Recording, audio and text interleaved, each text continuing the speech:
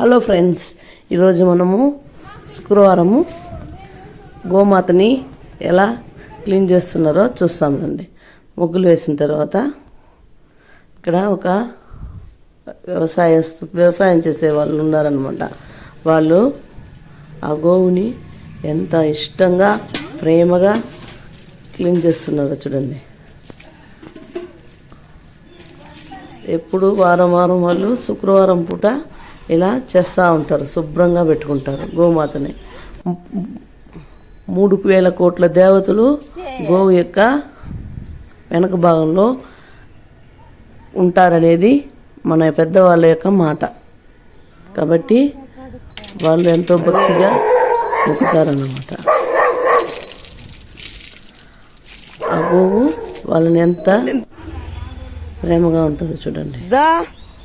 మిగతా గోవులను కూడా ఒక్కొక్కటిగా కడుగుతారు. పక్కనే ఎరువు చేస్తారన్నమాట. ఆ గోవు యొక్క పేడ పంచితము అంతా ఆ ఎరువు చేసి పొలాలకు వేస్తారు.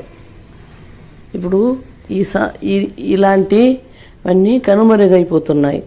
చూడండి ఎంత అందంగా పసుపు కుంకుమలంతా పెట్టి అలంకారం చేస్తున్నారు.